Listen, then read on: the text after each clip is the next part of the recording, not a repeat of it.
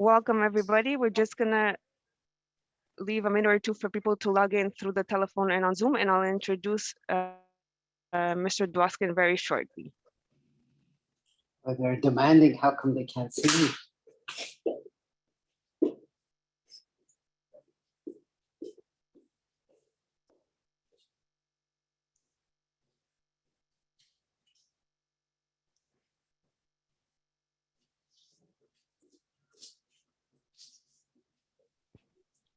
So welcome, everybody. Today is Tuesday, February 1st. Have a nice month, everyone. And on Tuesdays, we have Mr. Dwoskin. So Mr. Dwoskin, the floor is yours. Thank you very much, Angela. Hi, everybody. Thank you so much for joining in. Yes, today is February the 1st. It's the shortest month of the year, so we can get through it faster than any other month in the middle of winter. And hopefully it will be a good and short month. I have two subjects I wanted to speak about today. As I said last week, every now and then we do a bit of a COVID roundup. And this is a very significant week because the couple of reasons. One is that the 10th billionth vaccine has been administered around the world. So if you count up all the vaccinations done, we've already vaccinated not 10 billion people, because there are not 10 billion people in the world. There's only about 7.7 billion, but 10 billion doses have been given out. The poorer countries, of course, have had the least amount of vaccination. Only 14 out of 100 people are vaccinated in the poor countries, or 14 shots per 100 people is a better way to put it. The lower middle countries have 92 shots per 100 people. And the upper middle and the wealthy countries are 170 and 177 shots per 100 people. So there's a very big difference between the rates of vaccination in places like Africa and the wealthier countries in Europe or Japan or Korea, places like that, Canada. We all know, of course, that the cases have exploded with the Omicron variation, but we know also that it seems to be a less severe one. And yet, if we look at the amount of death, the death toll that this disease has taken, in the US, it's now over 2,500 people a day. And in Canada, we've reached the highest rates, except for the very beginning of the virus when no one was vaccinated and the disease ran through the nursing homes. So it's still taking a toll, even though people are vaccinated.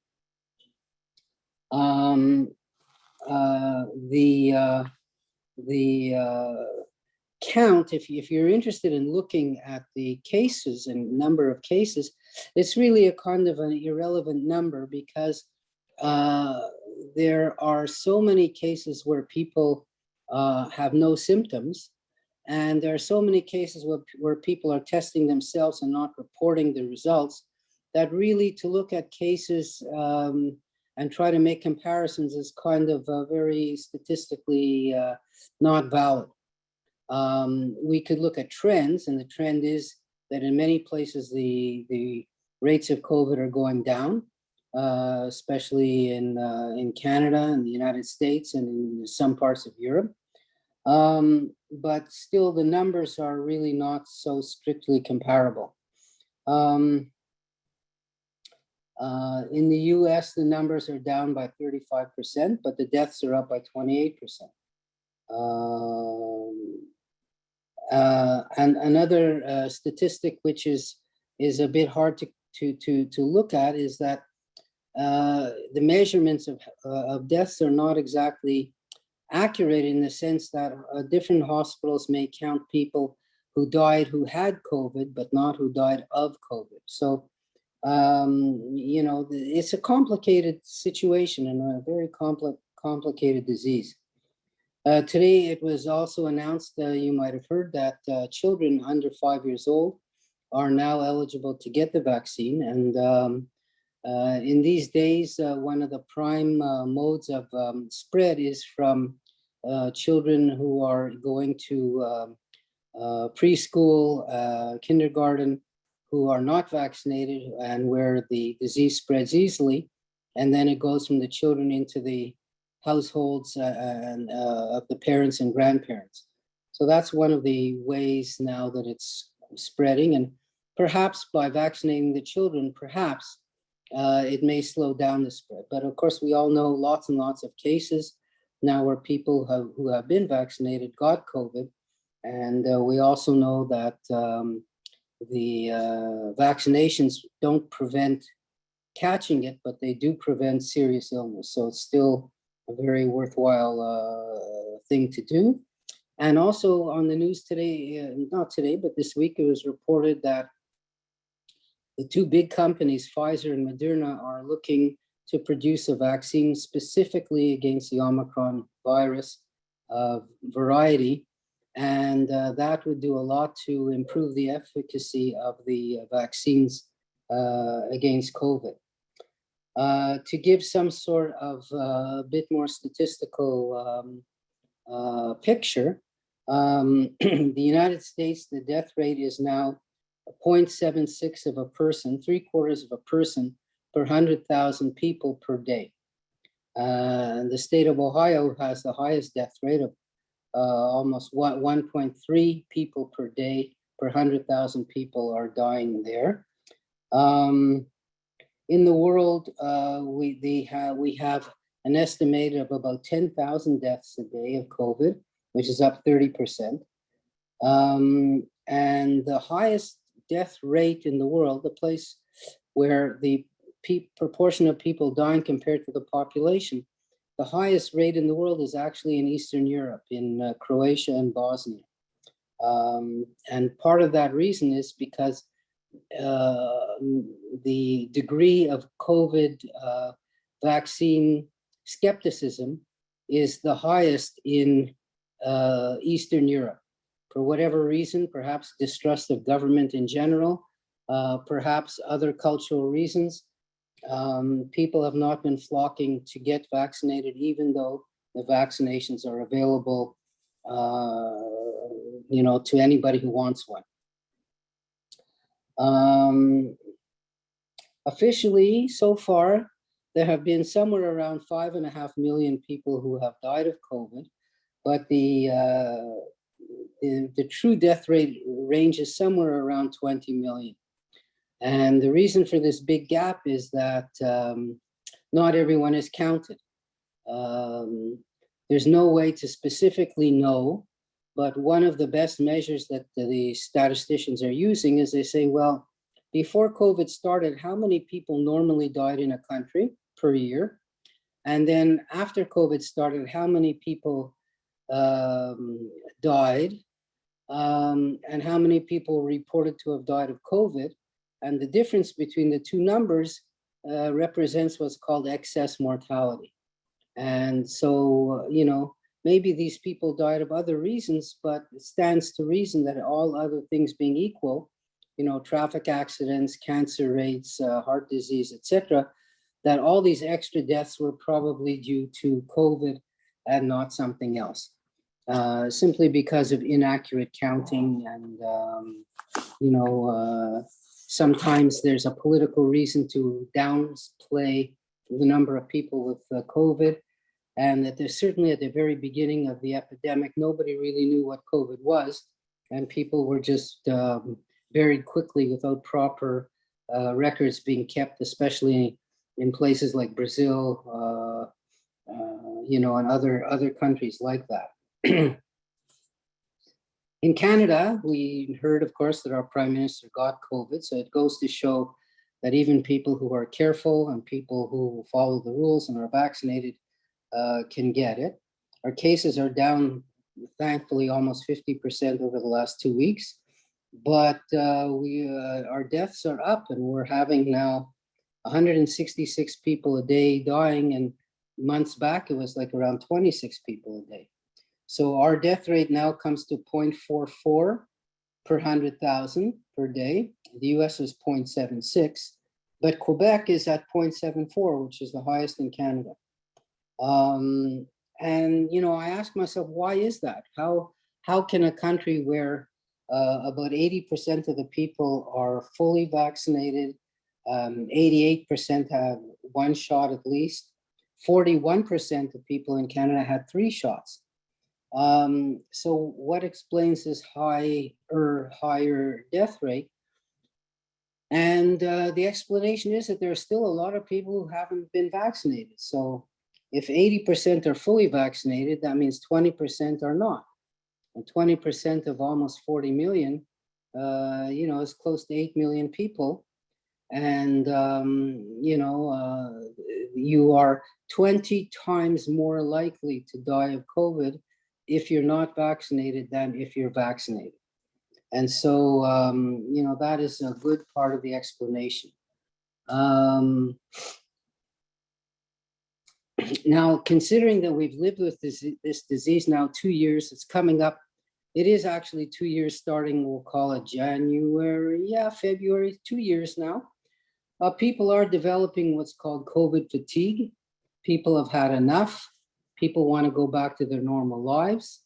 We saw that, of course, the big demonstration in Ottawa by all the truckers over COVID mandates, that they don't want to be vaccinated, had to cross the border. God only knows why.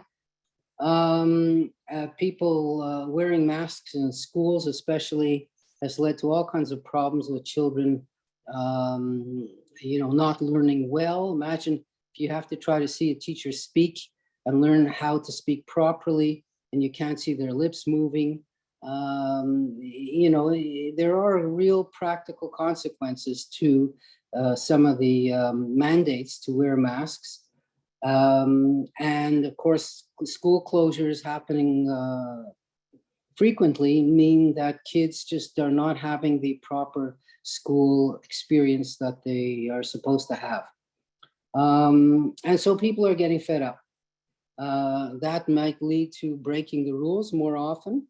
As we've seen, there's less enforcement of the rules that are there. You must have heard, of course, how many rule breakers are on flights going back and forth in the world, and how many flights, some flights have had fist fights between the flight attendants and the passengers over wearing masks. People have been arrested, flights have been turned back. It's a whole social phenomenon. And people are asking the question, which is a legitimate one, which is that if vaccinations are not stopping the transmission, and if masks are not stopping the transmission, then why go through all the trouble of doing these procedures?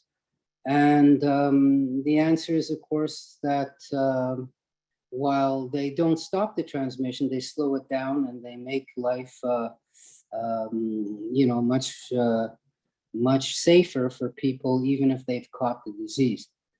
By now, of course, I'm sure most of you, probably all of you, know people and close relatives who've caught COVID, and hopefully, not 95% plus of people who catch it do not develop serious illness. And so that seems to be the way of the future, that, if transmission will happen, the trajectory of the disease seems to be so far that new variants which develop are weaker than the ones that they came from, the ones before. But this could always change. You could always have a random mutation, which is a stronger one. But, the prediction is, in general, that any new variants that come about will be weaker than the ones that they replaced. The Omicron variant now accounts for 99% of all cases of COVID in Canada and the US. So it's really taken over from all the other variants.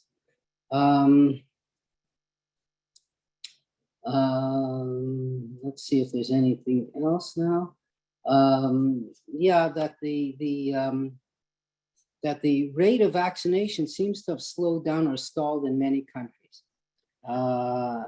In other words, people who wanted it have already got it. In Canada and US and Israel, there isn't huge increases in numbers of people getting vaccinated. The transmission rate of COVID for people who are vaccinated and unvaccinated at this point is only two times. So if you're unvaccinated, you're 2 times likelier to get COVID than if you are vaccinated. So that's a relatively small proportion, showing how contagious this new variant really is. But of course, in preventing severe illness or death, that's where that's where it works out quite well. In the whole world, 63% of people are already partially vaccinated, and 53% fully vaccinated, and 13% boosted. The countries with the highest rate of vaccination in the Western world are Portugal and Chile, where 90% are vaccinated. In Chile, even 67% have gotten a booster shot. The USA is only 64% vaccinated. And in Israel, which led the world, if you remember, in vaccinations, Israel is still today only 67% fully vaccinated. In other words, people who wanted it got it, and everyone who didn't want it didn't get it and stayed committed not to get it. And that seems to be the way things are going pretty well in many, many different countries.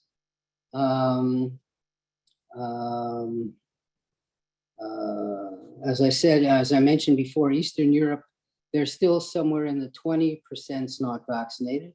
And in Africa, and for example, in Haiti, it's like even under 1%, which have been vaccinated. The uptake of vaccinations, as we all know, is political in a lot of ways. They've made a political issue about it. And the measure is that in the United States, the most conservative states are the least vaccinated ones. Idaho, Wyoming, Mississippi, Alabama, places like that. And in Canada, Alberta and Saskatchewan, our most conservative provinces politically, are the ones which are the least vaccinated. It remains to be seen, if Premier Legault's idea of fining people who are not vaccinated will actually come to pass. And even if it does come to pass, whether that will encourage people to get vaccinated in the future. But, the status overall now is better than it was at other points in the pandemic. But still far from being able to go back to get to normal life. So that's just a kind of a quick sketch, a few quick figures and that. And check my watch, okay. And now I would like to speak about the subject of the day. And I've had tossing around in my mind, what would be good subjects to speak about. And I was looking at the COVID-related news about Prime Minister Johnson in Great Britain, who for a umpteenth time was caught breaking COVID rules and attending parties against the regulations in the country at the time. And because of his we'll say, constant breaking of the rules, there's now demands in Great Britain to get rid of him. Depends now how strong he is within his own caucus, within his own party, but there are certainly calls for his resignation simply because, as was the case with Mr. Djokovic in Australia, that even an important person who breaks the rules should be punished somehow or other. So given that, I thought, we haven't looked at Great Britain in a long time. It's such a fascinating place. So I thought I would give a kind of a thumbnail sketch of Britain as a whole learn something about the country, bring us up to date as to the issues of the day. And that's what I'd like to talk about. So, let me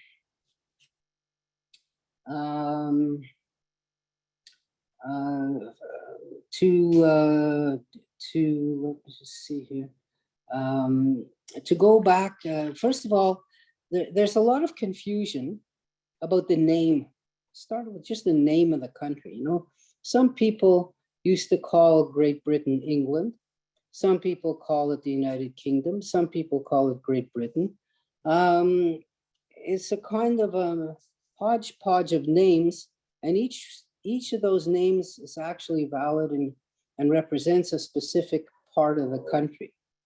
The United Kingdom is the official name of the country, which is a union of different, what they call countries. They actually call them countries or nations. Great Britain is the union of Scotland, Wales, and England, and that was called Great Britain, which also includes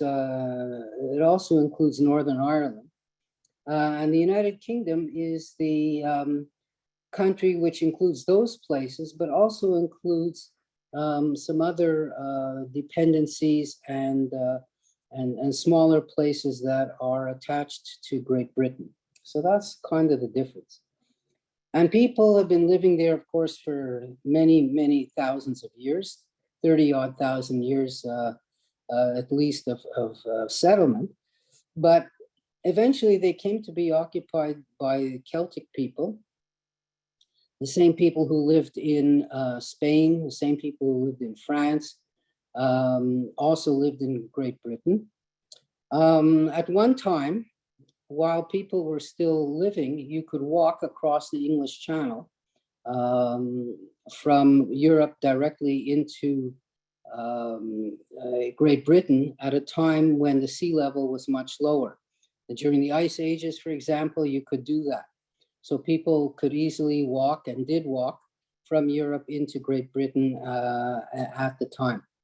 When the ice melted, of course, the oceans filled up more, and the land bridge between England and France was broken. And it was only reestablished when they built the Eurostar rail, within the last 20-odd years. So now there's another land connection between the two places. The Romans invaded Great Britain in 43 AD, and they sort of ruled the country for around 400-odd years. They ruled the country, but they never kind of settled it. In other words, they didn't bring people from Rome to go live in Great Britain. It was really at the far end of the Roman Empire. And, the Roman Empire stretched all the way from, England on the one side, all the way practically to India on the other side. And the far border of the Roman Empire was the border today between England and Scotland. So it really was an outpost of the Roman Empire. When the Romans were defeated in Rome itself, like in the 400s when the Roman Empire collapsed, they didn't have the means to maintain their rule over Great Britain, and they just sort of retreated, and they didn't really, I would say, they left a legacy of physical things, structures, bridges and roads, but in terms of the language, in terms of religion, they didn't really leave any, I would say, strong cultural influences. We know, from the building of the Stonehenge, which was a pre-Roman structure, that people in Great Britain had some phenomenal engineering skills. But it's sort of, in some ways, when the Romans left, things kind of went back to the way they were before. Except that roughly at the same time, so roughly when the Romans walked out, another peoples came in to sort of replace them. And these were immigrants from Germany, the Angles and the Saxons, and from Denmark. And what these people did was they conquered England, especially Eastern England, and spread westward. And a couple of centuries later, the Norsemen, the Vikings, came from Norway and entered into Scotland and made their way down a bit into England.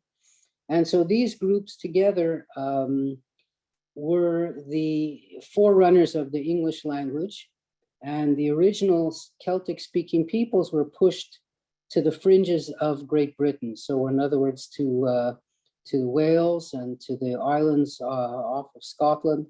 And there they remained until kind of the 20th century.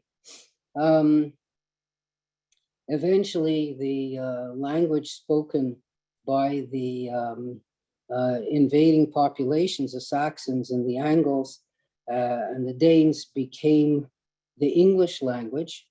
But, you know, for people who are students of that language, Chaucer and other great writers started writing things down 1,000 years ago. And if you would hear it or see it or read it, you would have almost no understanding of the language today. It has changed so much over the years that Old English is a completely different language from modern English. And even Shakespeare, who wrote in the 1600s, many people who study Shakespeare today would look at the language and say, well, I could barely understand it. But that's already considered to be modern English or close to modern English. So you can imagine what English was like back in 800 and 900 and 1000 AD. The next big shock to England in the history was the Norman invasion in 1066. So the Normans were French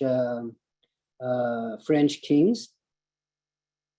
They crossed the English Channel and they conquered pretty well most of England in that year, 1066. And they went ahead and established a whole system of courts, a system of rule, where French was the language of the aristocracy, and sort of what was English was spoken by the farmers and the lower class people. And over the centuries, and it did take a few hundred years, this mixture of French and Old English became the root of modern English. And so unlike the other languages in the Latin family or languages in the Germanic family, which are peculiar to them, and which are sort of derived from a basic root. The English language is actually a mixture of both the Latin-derived languages, and the German-derived languages. And that explains why English grammar is so complicated, why English spelling is so complicated, why we have sometimes words, we have words for the same thing in both roots of languages. And generally speaking, if you're interested in this, the shorter words in English derive from the original Anglo-Saxon roots of the language, and the longer ones, and the ones that have to do with more with rule, with courts, with philosophy, with religion, they derive from the French roots of the language. So to give some great examples, like the word cow, the animal cow is derived, of course, from German, but the word beef, which you get from a cow, which only rich people ate, comes from French, bœuf. And there's so many other examples of that in English. So the very basic words, the parts of the body, things like that are, you know, the sun, the moon, the sky. These are non-French words, but as soon as you get into words like direction and religion and philosophy and things like that, then these are all words that came from French.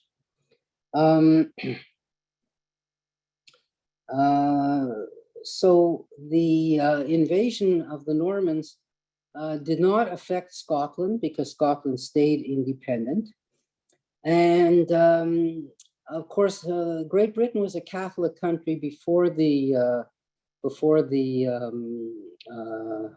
Normans invaded.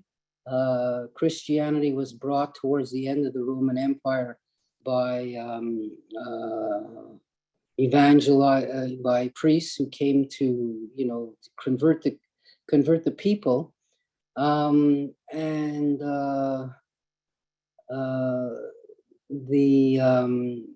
Catholic religion was strongly established in Great Britain,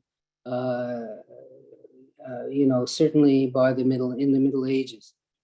There are, you know, remains of ancient churches scattered all over the place in the country. And all of this changed when the Protestant Reformation came in the 1500s. So the Protestant Reformation did not start in England or in Great Britain, but it spread there and became very entrenched very quickly. And this is one of the key explanations of why Great Britain became such a great power, I believe. So, you know, many of you all remember the story of how King Henry VIII wanted to divorce his wife and marry somebody else. And since divorce was not allowed under the Catholic religion, he said, fine, you know, I'm changing religions to Protestantism. And he did. And he divorced his wife and married a new one. And at that point, he created what's called the Church of England, which basically was a Catholic church, but without the Pope and without the taxes going to Rome, and without the Latin language as a language of prayer. So it was a kind of a substitution of power more than a substitution of religion, we'll put it something like that.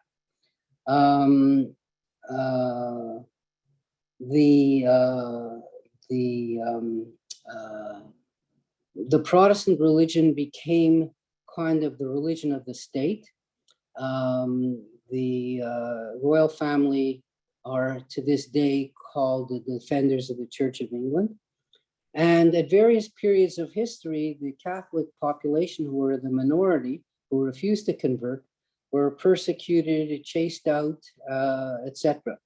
Lots of very good information and novels and history about that time. Scotland remained Catholic for a longer time than Great Britain did. When they eventually converted to Protestantism, they did it in a really strong way. And some of the most fanatical Protestants were found in Scotland, you know, in the day. In 1542, not a date to remember, but England took over Wales, and those two remained united up until this day. There was a revolution in the 1600s when the king was executed. You might remember this, by Oliver Cromwell, who was a kind of a revolutionary Republican.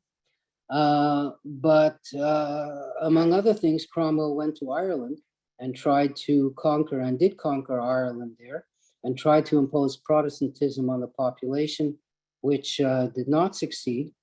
But he did manage to bring thousands of settlers who were Scottish Protestants into Ireland in order to kind of take over the country. And, you know, in terms of today's politics, we would call them settlers. In other words, like the Jewish settlers in the West Bank, these were Scottish settlers in Ireland. And they came to influence Irish history, you know, for the next 400 odd years. But the Republican era of Cromwell didn't last more than 20 years. The king was restored, the kingdom was restored. And another important date in English history is 1707, when Scotland and England united as one country. And that became Great Britain. That's when the term Great Britain began to be used, you know, to reflect the fact that Britain and Wales and Ireland and Scotland were all one country at that time. So the 1600s and 1700s were a tremendous expansion of Great Britain, sea power, colonies around the world, tremendous exports and imports in trade. Great Britain took territories, you know, all around the world. They fought and won wars against Spain and France. And by the early 1800s, the Industrial Revolution started in Great Britain. And this was really the beginning of the huge power and expansion of Great Britain, not just in terms of its naval power, but in terms of its economic power. And the Industrial Revolution started when mechanization was introduced. The harnessing of started with the harnessing of hydroelectric power to drive engines, which made then Britain a textile producer, industrial machine producer, using coal to make steel. And that whole period of the 1800s was Britain's century. So if you ask or look around and you say, well, you know, which country was the most dominant in the I'd say starting from the 1750s up until 1914, it was Great Britain.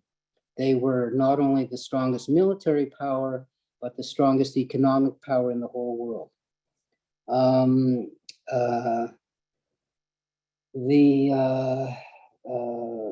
Great Britain defeated Napoleon in the early 1800s to become really the only world power at the time for that whole 125 odd year period. They ended up taking over practically a quarter of the world. You remember the saying, the sun never sets on the British Empire. They had territories ranging from Hong Kong and China, all through Malaya, Burma, what's called India today, India, Pakistan, Sri Lanka. They had influence in the Persian Gulf. They had powers in Africa. They took over colonies all the way practically from Egypt on the north to South Africa on the bottom, on the south. Australia, New Zealand, and all the islands around the Pacific, islands in the Atlantic. In the New World, Canada and the US were part of the British Empire for a long time, as well as many of the Caribbean islands, Jamaica, etc., etc., etc. And even going into Central America, there was a British Honduras, today known as Belize, British Guyana. And although they didn't own territories in South America, they had such strong economic power that they pretty well dominated the industries in Argentina for sure, Chile, Uruguay, and they were a world power. They were a world power undisputably in the 1800s, going all the way around till around 1900. They also ran and owned the Mediterranean, so they had territories in the Atlantic Ocean, some of the islands there, in the Pacific Ocean, some of the islands there, and even in the Mediterranean with Malta, Gibraltar, and Cyprus. They held physical territory pretty well all over the whole wide world. Democracy was something that came sort of gradually, we'll call it gradually, to Great Britain. It wasn't like a kind of a one revolutionary action the way it happened in the United States. But the U.S.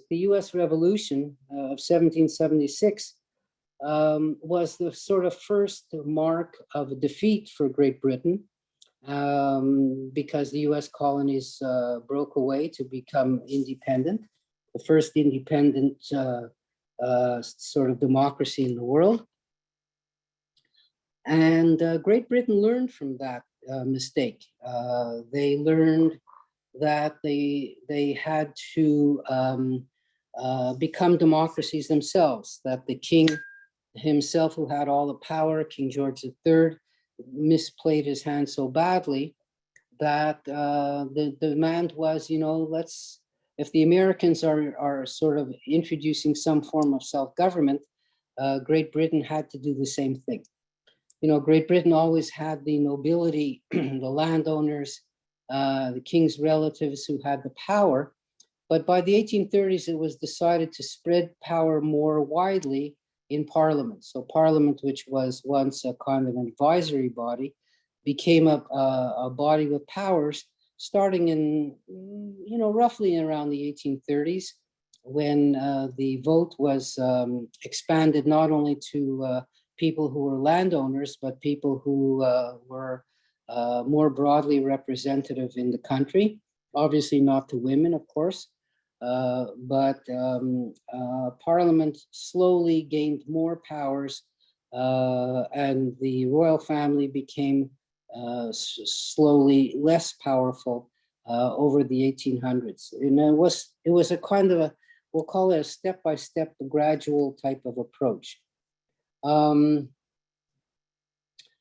By 1900 already, Germany and the United States were formidable economic powers, challenging British kind of hegemony, and economically anyway. And Britain started to have other troubles besides the US. In the late 1800s, there was a demand started in India for self-rule. The Irish people demanded self-rule also. The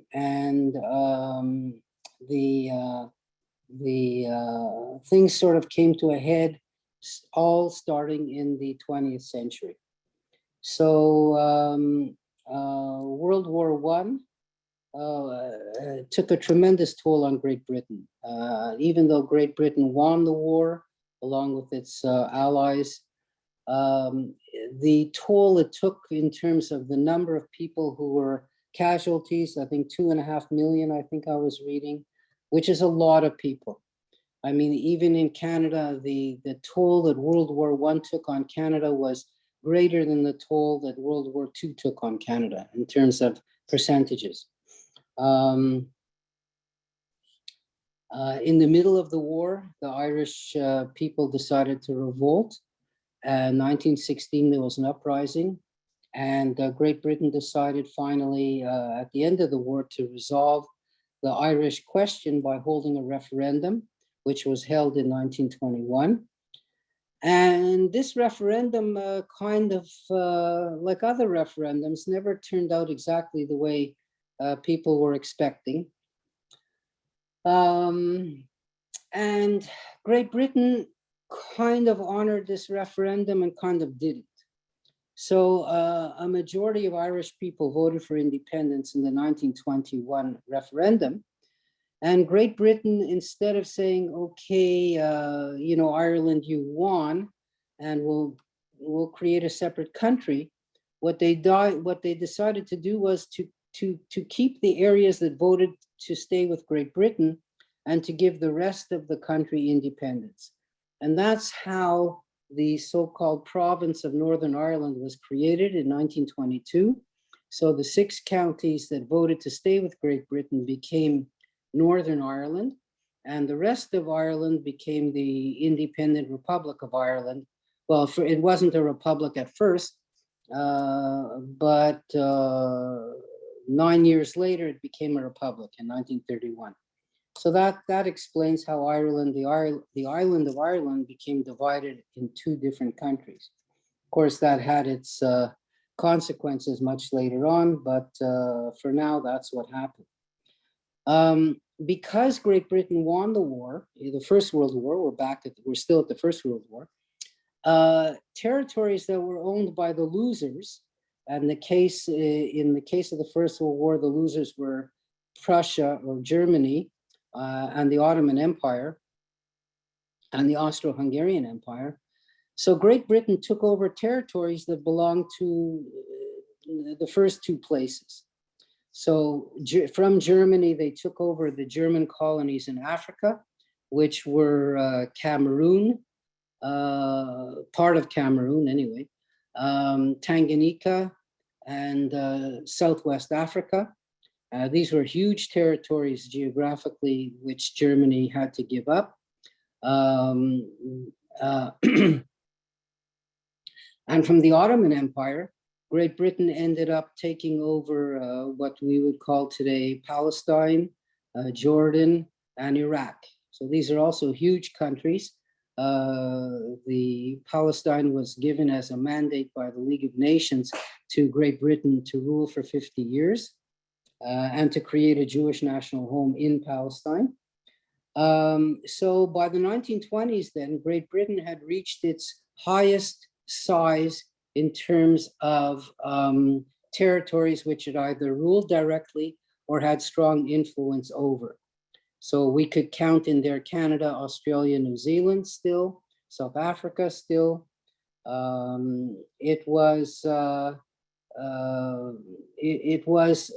controlled in the 1920s 1/5 of the territories of the whole world and 1/4 of the population of the whole world. So just imagine what a huge undertaking this was.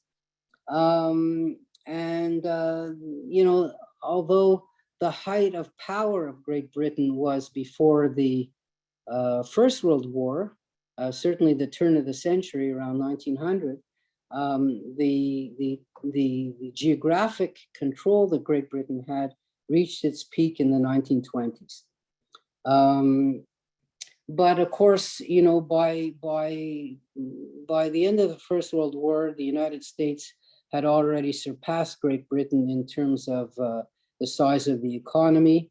And just as the 1800s were the century of Great Britain, the 1900s were the century of the United States. And the 2000s, you know, we're already 1/5 of the way through, and we still have 80 years to go. So we're not going to make a decision on that yet. But, you know, some people say that it's going to be China's century.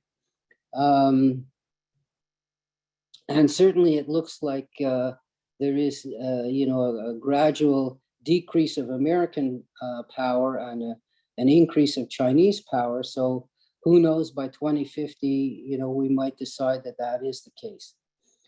But in any case, going back to Great Britain, the Depression hurt Great Britain quite a lot. Companies closed, companies went bankrupt. There were many strikes in the country. The growth of the Labour Party to represent the working class was strong at the time. And Great Britain sort of didn't dig itself out of the Depression until the Second World War took place. You might remember they had a Prime Minister, Neville Chamberlain, who didn't really want to go to war with Hitler, and who believed all of Hitler's nonsense that he would not start a war. When, of course, Hitler did start a war, Chamberlain was out and Churchill was in. And Churchill proved to be one of the strongest prime ministers that Great Britain had. And he really motivated the country to stay in the war and not to kind of quit. And eventually, you know, we all know that Great Britain, along with its allies, the United States and the Soviet Union, defeated the Germans and defeated the Japanese. And Great Britain at the end of the Second World War was really a devastated country. Although it hadn't suffered too much physical damage, there was lots of rocket attacks on Great Britain. and the Nazis did occupy the Channel Islands, which are part of the British domain. But all in all, Great Britain escaped from the Second World War in a better shape than the rest of Europe, but still severely weakened, especially economically weakened. When the United Nations was set up and after the Second World War, Great Britain was given a permanent seat on the Security Council to reflect its still great influence. Great Britain was a nuclear power, so one of the few countries that had nuclear weapons. But Great Britain was kind of, I would say, exhausted, mentally exhausted, financially exhausted. And they decided at that point in the end of the 1940s to decolonize, to give up some of their colonies, which they were just too unable to maintain. They didn't want the military to go in and sort of put down uprisings. They didn't want to invest financially in those places. They had to rebuild their own country from the Second World War. And so therefore, countries like India, Pakistan, Sri Lanka, Burma, and Palestine were given their independence. Of course, in the case of Palestine, the British just left in 1948. And the Arabs and Israelis fought a war when Israel became, established as a country in 1948. In fact, Great Britain could have ruled over Palestine until 1970. So they were given a 50-year mandate in 1920. So they could have actually maintained their rule if they wanted to up until 1970. But their withdrawal was part of that general withdrawal from that part of the world. In the 1960s, the African colonies were given their independence, Ghana, Nigeria, and all the other ones. One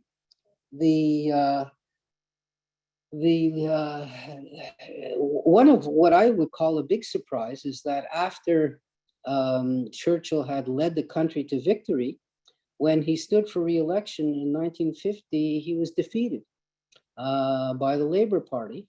But Churchill was from the Conservative Party. And you'd think that the country was ungrateful, but it goes to show how the British people have such a strong independence streak, and also how they could change their minds so quickly from kind of one set of ideas to another. And in those early 1950s, as part of the way of reestablishing Great Britain and rebuilding it, there was a lot of nationalization of industries, the railways, the electricity companies, the coal companies, the airlines. These were all government owned in an attempt to kind of rebuild on the one hand and to create employment on the other hand, from a devastated country. Skip over into the 1980s, and Margaret Thatcher took over the country from the Conservative Party, and she denationalized all these industries. She said, Great Britain can make it on its own. People have to stand up on their own 2 feet. She also defeated Argentina in the war in the Falklands. And she was kind of the most dynamic leader that Britain had since, I would say since Churchill. And she reoriented the country really completely to an individual perspective than from a kind of a collective perspective. In the 1990s, there was the also, of course, one of the other big economic developments under the Thatcher period was the development of the North Sea gas and oil resources, which added a lot to the British Treasury. There was we'll go back a little bit and say that the sort of independence movements of former British colonies in the 1960s and 1970s also had an echo in Scotland of people who wanted independence there. And the Scottish national movement, nationalistic movement, grew strongly in the 1970s and the 1980s. And we could think of a parallel with Quebec at the time in the 1970s, and the sort of Scottish leaders of independence and the Quebec leaders of independence, they had lots of good contacts and ties with each other in those days. And it was decided that a whole new approach was needed to deal with these kind of new nationalistic or national ideas. And it was decided at the, for the very first time since in the Middle Ages to give parliaments, to devolve power in Great Britain from the central government, which had all the power, to regional governments or provincial governments or national governments in Scotland, in Wales, and in Northern Ireland, that these countries should have their power too. Now, it's also interesting that, we don't call, and they don't call those places provinces. They actually call them countries. And, if you look at the Olympics and other international sporting events, places like Wales and Scotland have had their own teams participate in all kinds of, sporting events. And Great Britain doesn't seem to regard that as kind of anti-patriotic. They see Scotland and Wales as being kind of almost separate countries united together with England into one kingdom. And Scotland decided that they wanted to go out on their own and become an independent country altogether. And Tony Blair, who was the Labour Prime Minister for a long time, decided that one way to sort of lower the temperature of nationalism would be to open up special parliaments in the countries that formed Great Britain in order to decentralize the country, because Great Britain was a very centralized country in London. There were no regional assemblies, there were no provinces to speak of in that way, and all power came from London. And it was resented by people who were not only in Scotland and in Wales and in Northern Ireland, but also even in Northern England, which started to become poorer and poorer when the deindustrialization took place. So just like everywhere else in the world where heavy industries, steel making and the Rust Belt happened in North America. So the same thing happened in Great Britain. The coal mines closed, the steel industry shut down, and many cities in the Midlands and the mid part of England became poorer. And the new fields of banking and high tech, universities and pharmaceuticals, insurance, international trade, all of these things were centered in London. And the old industries of course, cotton making, furniture making, clothes making, like steel and railways, all of these industries kind of declined.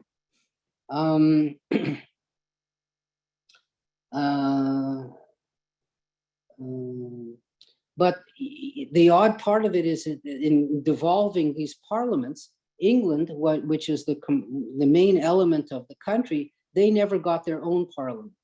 And it would have been, in my opinion, a good idea so that all the four main components of Great Britain would each have a regional parliament and then a national capital.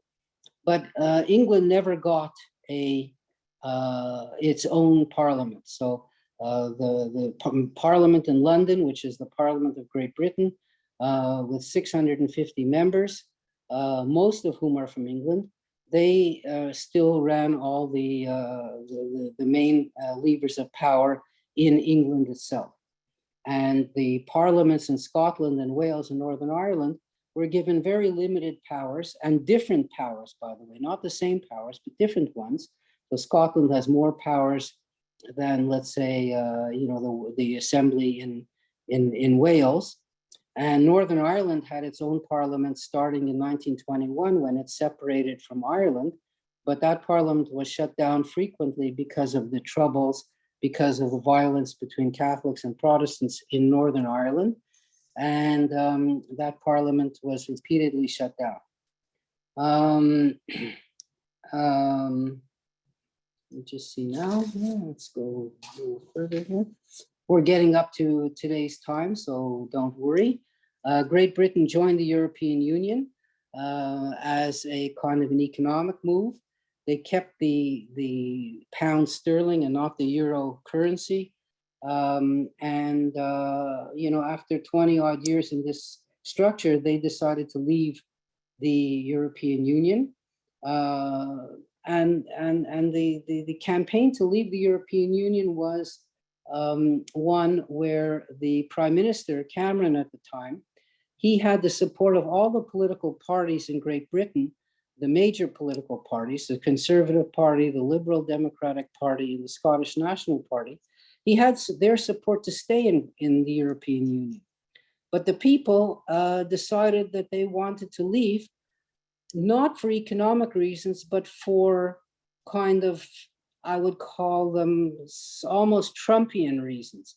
They didn't want all people coming to move into the country, which all the Europeans had free movement under the European Union rules. And people felt that Great Britain was being swamped by foreigners, people coming in from Eastern Europe, particularly, competing for jobs, competing for low-level jobs, different languages being heard on the streets. And there were some elements of British people who said, no, we don't want this anymore.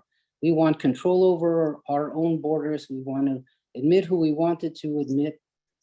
And the referendum was lost, surprisingly in a way. The referendum ended up 52% to leave and 48% to stay. At that point, David Cameron resigned the job. And Boris Johnson, the current prime minister, took over the Conservative Party. And he was one of the backers of Brexit. In other words, Britain exiting the European Union. So there was a division in the Conservative Party about this. The vote was one where the London and Scotland and Northern Ireland voted to remain in Europe, and the rest of Great Britain voted to leave. And the poorest parts of the country were the strongest voters to leave Europe. And it seems odd because Europe was a great economic advantage to Great Britain. And the fact is that years now since Brexit, Great Britain's economy has gone down by about 4%. Thousands of jobs in banking, in insurance, in trade left Great Britain. Many hundreds of thousands of people who were sort of had residency in Great Britain, but they were not citizens. They left too, and that actually left Great Britain with a shortage of workers, which they're now trying to figure out how to fill up. So workers in agriculture, workers in the nursing trades, in the old age homes, they're desperately short. Great Britain just allowed 50,000 truck drivers to come in from Eastern Europe because they didn't have enough truck drivers to fill up the shelves. The trade barriers that were set up between Europe and Great Britain have been a real hindrance. And the whole issue of Ireland became important because it was decided that Northern Ireland and the country Ireland would never have a border between them. And therefore, how do you do that when you have to have customs inspections on goods coming from Europe into Great Britain and vice versa? And yet Northern Ireland is part of Great Britain. So, excuse me, sorry. So that that became and it continues to be a real dilemma for the country. How do you square a circle between having Northern Ireland part of Great Britain and Northern Ireland part of the European Customs Union and Great Britain out of it? So, you know, they're still working on that particular issue. There was a referendum in Scotland in 2014. 55% voted no, that they wanted to stay in Great Britain. The Scottish National Party remained powerful from then up until now, although because they took over Scotland sort of provincially, and Scotland suffered, their standing in Scotland has also gone down recently. I have to just mention Jeremy Corbyn, who was selected leader of the Labour Party, who turned out to be such a disaster for that party, and who gave, you know, his poor leadership is what led Boris Johnson to have a tremendous victory. And I'll just close off by saying that the victory that Boris Johnson won in the last elections in Great Britain was so big that he succeeded in winning seats in parts of England where the Labour Party had never lost a seat. We're going back into the 1930s even. Boris Johnson himself was mayor of London for a time. He was always seen as being a kind of a controversial figure, you know, personality. He had, you know, many different children by many different women. You know, he was compared in some ways to Donald Trump, but he's a much more educated person than he is. But in the same way of breaking rules as Donald Trump, he had that sort of anti-social and kind of rebellious nature. And that seems to be what brought him into trouble now with the, you know, with the COVID rules. Great Britain was so strongly affected by COVID. They had many, many deaths. Although they were one of the countries that started vaccines early, Great Britain still suffered tremendously from COVID and still does. One of the surprising facts that I read was that although Britain is still very strong in high tech and aerospace and pharmaceuticals and cars and gas and things, that agriculture in Great Britain, you don't think of it as an agricultural country, but they supply 60% of all the food in the country. You know, tourism, transportation are also important. Great Britain has a population today of about 67 million and a per capita income of around $48,000 US, which is still high. So they're either the 5th or 10th largest economy in the world, depending on how you measure it.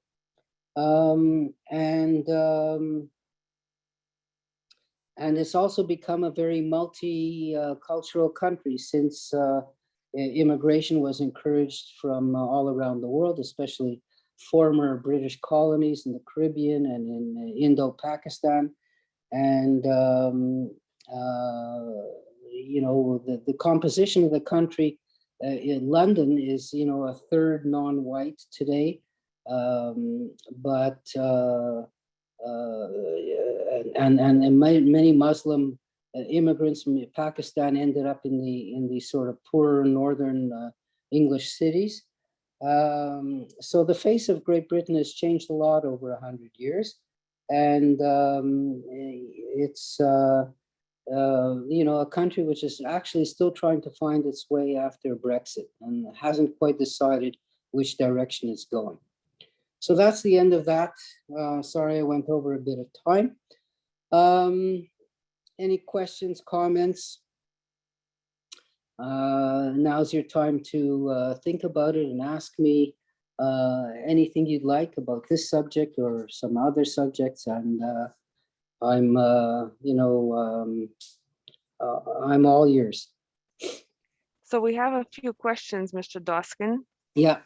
The first question is by Anonymous, and the question is, do we have a percentage of people who post-COVID have become long haulers? Post-COVID become long haulers. I don't know the answer to that. I really don't. It's a very, very small percentage, but it's hard to get a real number since, the definition of a long hauler is kind of up in the air. Some people have symptoms which are long-lasting and serious, and other people may have some very minor symptoms after they've recovered, which are there, but which are not serious ones. Some of the more serious ones are loss of taste and smell, which can last for months after that. But I was just reading, and you might have read the same thing, that and actually I think it was Israeli researchers who looked at respiration and composition of lungs, and found that there is long-term damage in the way that the lungs process the blood supply in people who have had COVID. So it is definitely, could definitely be serious. The percentage of people who are long haulers is not huge, but the people who are severely affected.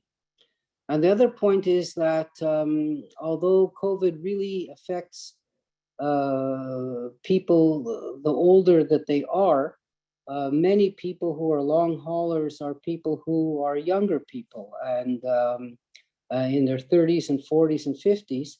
And, at this point, we don't know enough about it to find out whether this is permanent or not. So it is though a serious issue, but not one which is, considering the millions and millions of people who've already caught COVID, the number of people who are long haulers is not that great. So But I Chantal, don't, oh, yeah, go ahead. sorry about that. Go ahead, Mr. Dwoskin. No, you go ahead. So Chantal is asking, please talk about Russia, the Russia and Ukraine crisis. I did that last week. Chantal, did you miss me last week? I did speak about that. I gave a whole talk about Ukraine in particular.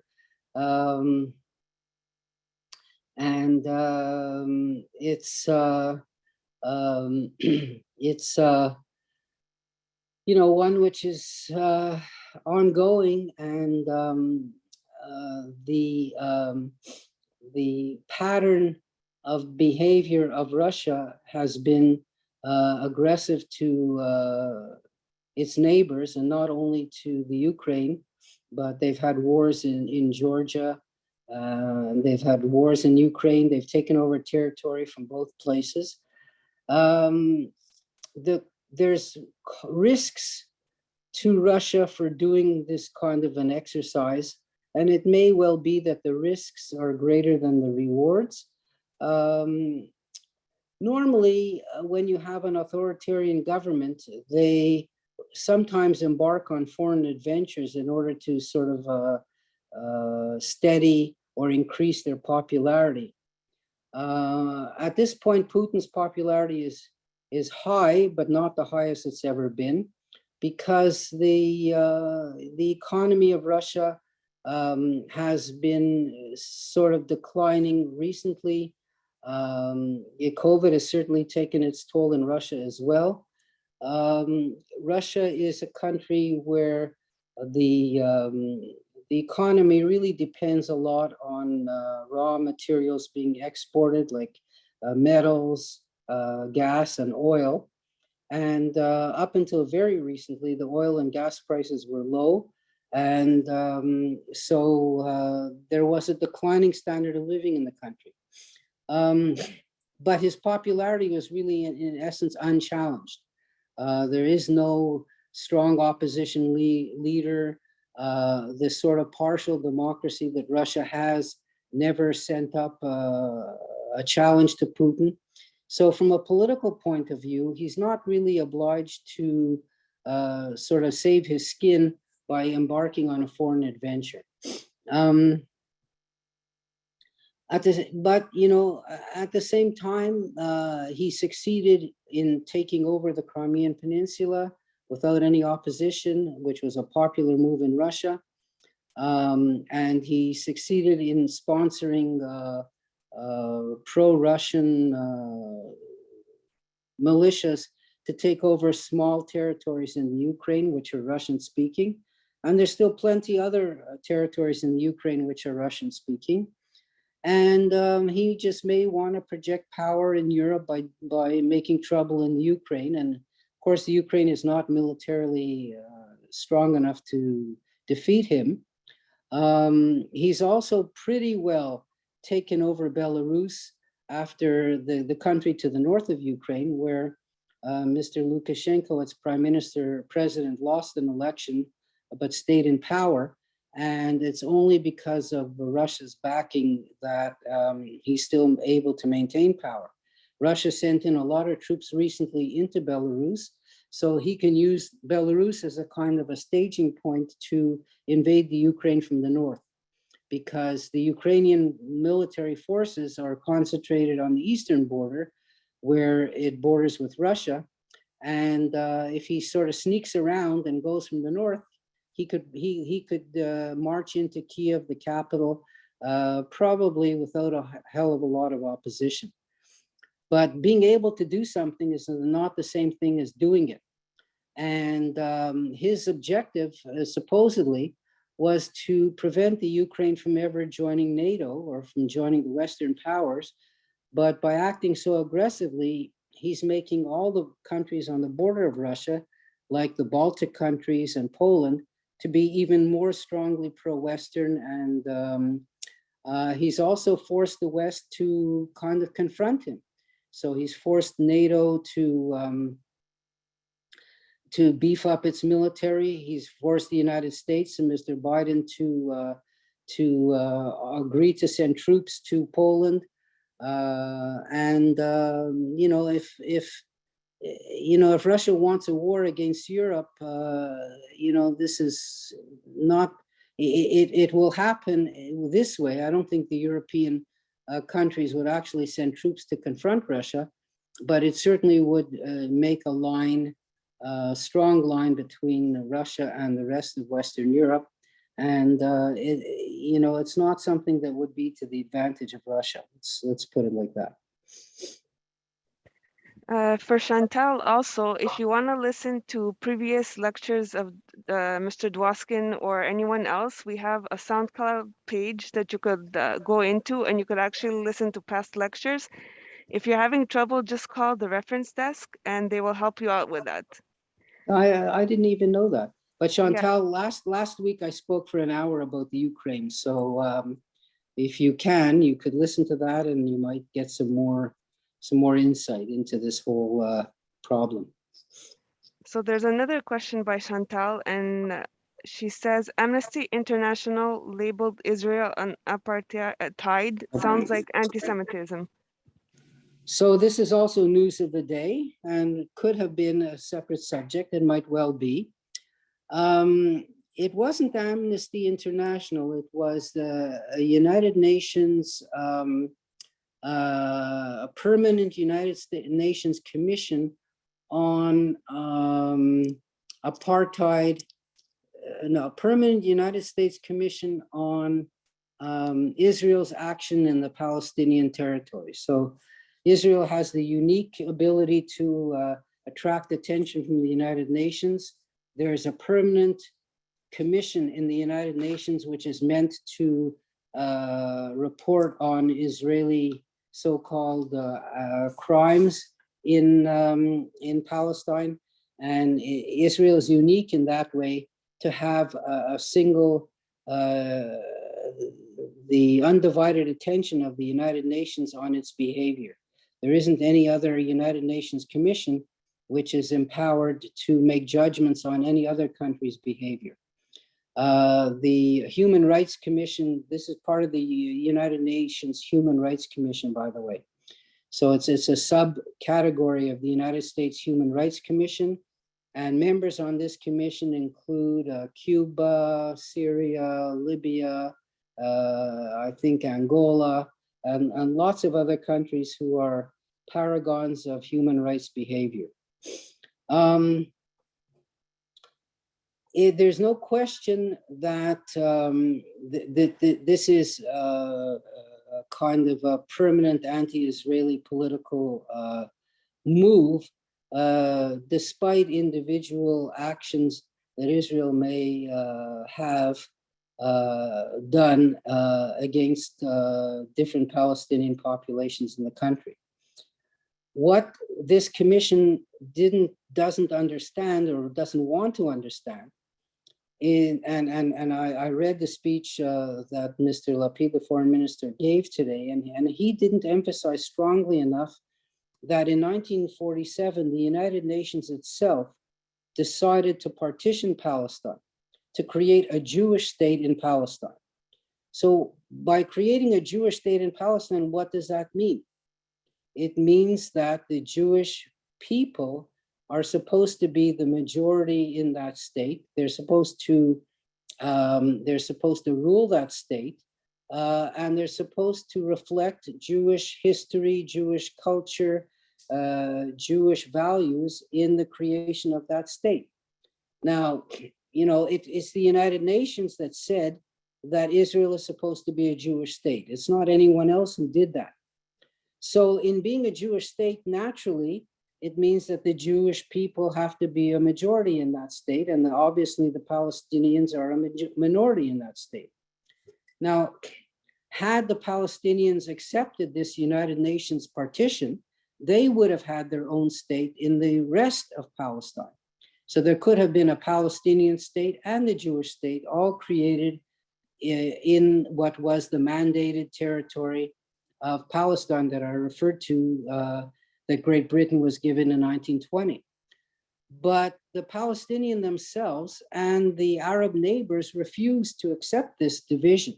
So they're the ones who declared war on Israel. They're the ones who lost the war in 1948. They're the ones who lost territories that would have been part of the Palestinian state.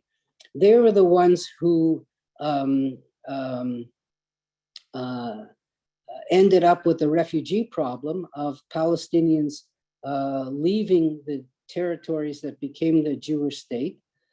Some of them were kicked out, some of them fled on their own. But the fact is that Israel was left with a population which was 90% Jewish and 10% Arab.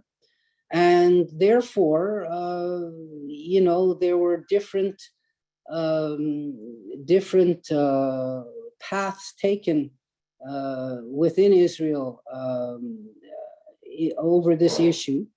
And Israel never became an apartheid state in the sense of creating different legal definitions of two different populations, of giving different rights to two different populations. If you compare the South African apartheid rule and system and the Israeli system, there is no comparison whatsoever. It's very true that the Palestinians in Israel became second-class citizens, but this wasn't sort of legislated in any way. They always were citizens and could always vote. But considering the fact that, you know, what history did, and also considering the fact that Jews living in Arab countries were kicked out at the same time, for sure, it was the fact then, and it's the fact today, that our Arab citizens of Israel, many of whom are called themselves Palestinians, don't have the same social and economic status as the Jewish population has. So, you know, that's the situation. And you know, the 1967 war, which again was not caused by Israel, led to the Israeli takeover of the West Bank, of the Jordanian state and the Gaza Strip.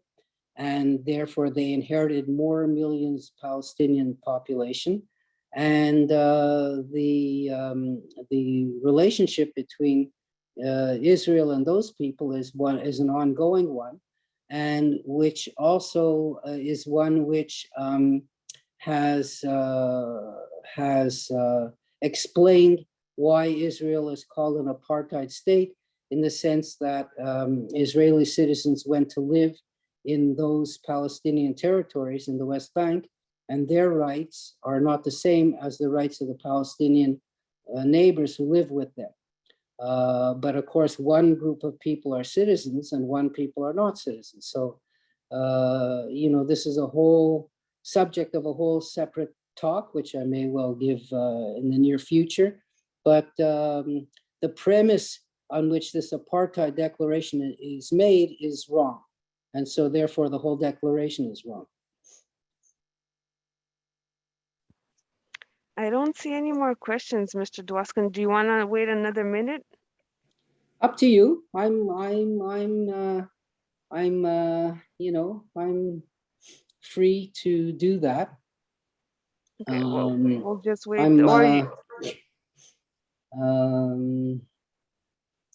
But I'm glad that Chantal asked that question, because I would